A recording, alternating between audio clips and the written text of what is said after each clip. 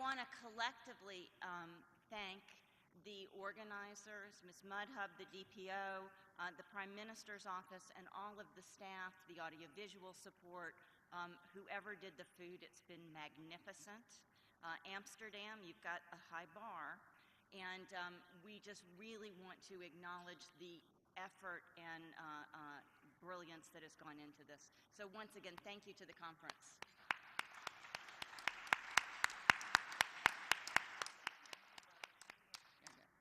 And to begin, Madame Georges, I will let you open with your observations.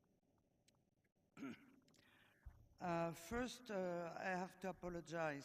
I will speak in English because I understand that more people understand English. My English is not perfect. I may quote people and forget to quote others. Forget me. Do I have something else to say? Coming here and with the titles of some of the plenary and panels, I thought the huge preoccupation, one of the two huge preoccupations was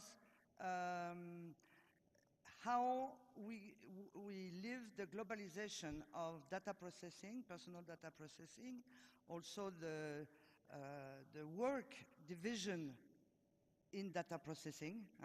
They are designed somewhere, some part are produced somewhere else, and bring together somewhere else either, and this at the level of the world completely. So I thought is that versus the progress we made in the world these last years in data protection. Drudesha told us only 40 countries which are developed with a data protection law. So it means that already 61 developing have a law. So, it's not the criteria of UN. It's a territory criteria. UK needs a law in Jersey, in Daman, and so forth. So that's count plus. And also we heard that in June, the African Union adopted a convention. And for a French-speaking like me, who followed how African countries adopted law from 2002, 3, 4, the first enforced was one of the poorest countries in the world, which is Burkina Faso. Is she here? Yeah. So it doesn't go with developed but not developed. Well, there they had huge preoccupation with human rights in a very modern way, and they accepted it, and they did a law. Today you have 16 laws in Africa out of 54 countries, but in the Union you have only 53 for political reasons. So there had been several, years after years, countries adopting laws, and suddenly they thought we need a convention, because exactly as it happened in Europe, without any impulse of Europe, I can tell you, they decided to have a convention. Now they know also that they have to make the connection between this regional law convention and the other convention in the world, which is the Convention 108. In that, Drudesha asked us in her first speech to sum up the concrete results. And I was not that much interested in concrete reasons. Why? Because we had some incredible moments of intellectual discussion together at a quite interesting level, which is the level of thinking and having in mind we have to find solutions. So all the solutions were not on the table. Everybody's talked about big data. I didn't. But I can tell you that it is not finished before we know how to handle that. And I hope that next year, based on experience, on practical solutions that had been made, we have more guidance on this topic, because I hope all what Jakob said on the matter, which was really philosophical, and I think you have a background in politics. That comes from a politic. For me, it's clear. He sees the future, what we have to do or not to do. Huh? Maybe you can write it. By the way, I was impressed by many of the papers that we saw. It was in English, so I couldn't write as fun. I didn't have my... and so, please let the commissioner to get your paper on the website. Otherwise, at least to send it to everybody that's here, because many papers are great. Many. The one on... what was it? There are several papers. Excuse me. So, now, on the principles, what surprises me, once again, you know, I'm very old, is that in each part of the world, we insist on one principle or another. The demonstration yesterday by our German colleagues was incredible. Necessity and proportionality. You have that in the FIPS, no? Well, it's the Americans who invented the basic principles. And that now, I understand, FTC, Obama, Podesta, all those want to see them in a consumer bill of rights. We are all waiting for that, because when I said 40 countries, some others are missing, that's the first which is missing. And the FTC said here yesterday, we would wish to have a little more. That's the consumer bill of rights I'm sure she was talking about. So in the principles, let me say that my experience is that we have to take all them in account. French people, the core principle for them is finality. It's purpose, legitimate purpose, then proportionality and so on. What did the United States told us? Accountability. We don't even know how to translate that in French. Yeah, of course, in big enterprise, accountability is very important. Very important. So we have to mix them all together. And they are universal. I said to Professor Ribe that the day I read his paper on the color ID in Japan, I said, well, we did the same paper here, and we didn't have internet to discuss together. I said, okay, our views are universal. And it's true that when you have DPA together on one subject, a clear subject, not general like big data, on that kind of data processing, and you have all the details. They agree in 2 hours.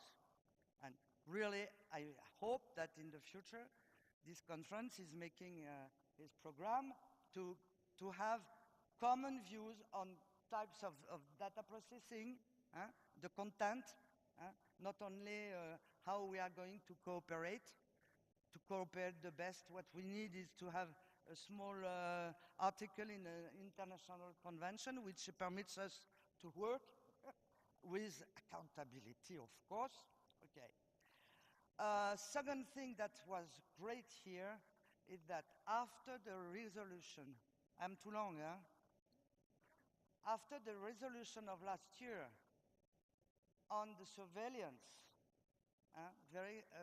you had audace saying we need that the comment 16 on the International Convent on, how do you say that in English? For me, it's in French. You see what I mean. Civil rights and civil and political rights should be an additional protocol. Then you saw what happened in UN, Germany and Brazil.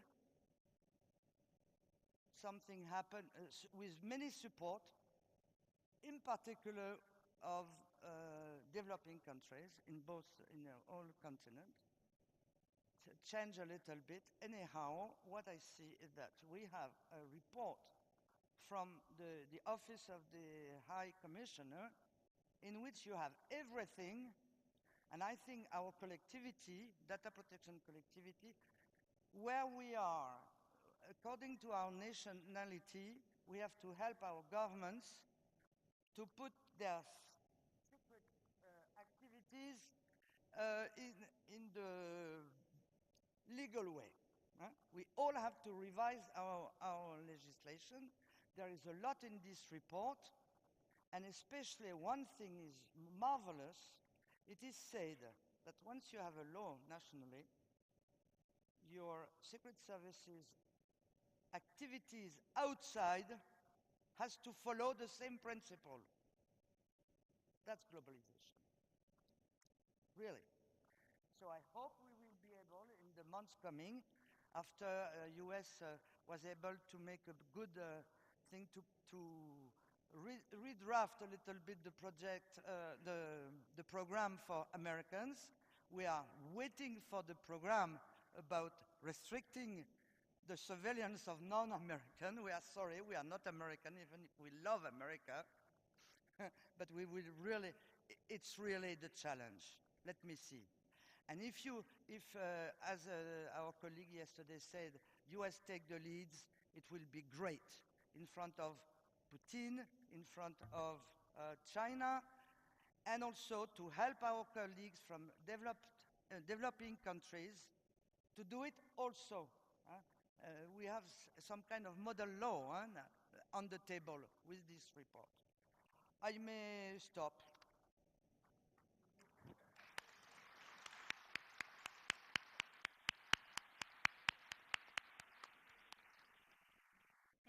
Thank you very much, Marie. Merci beaucoup. Did I do okay? Marty, Mr. Abrams, would you like to follow and give us your observations? Well, I don't actually have much choice because I agreed to be second. It is really a pleasure to be here. This has been an incredibly interesting conference. It's a time where I see a lot of maturity and thought that has developed over the last 3 or 4 years. Some of it inspired by the change in the nature of technology. But I think much of it sparked by the fact that we're rethinking how privacy or data protection law is to be really, really effective. And I think part of this question of how we make data protection law effective relates to the question of moving beyond fair information practice principles, which are incredibly important. They're incredibly useful guidance, but they can really be gamed in a day where we have complex mixtures of data. And we have to move to this question of what it means to be ethical and fair and thinking in terms of the interests of all, not our own self-interest alone. So I think this question of ethics that was brought up very early in the conference is an incredible reflection of all the policy work we have done over the last 3 or 4 years. I would remind the group that when we met in Mexico City in 2011, we had our first presentation on the whole question of big data. The term big data, it was new back then. There were some who said, why are we confronting this particular issue? And the reason is that when you combine advanced analytics, as was pointed out in the first sessions of this conference, when you combine advanced analytics in an observational world, you create real risks as well as creating real opportunities. And we have to parse those risks and we have to parse those opportunities. To quote Jakob, my biggest concern, and it's been my biggest concern for years and years, is the concept of digital predestination. And I think it's worth talking a little bit about digital predestination. That's when the data and the processing of the data defines who we are going to be and doesn't let us define who we are going to be.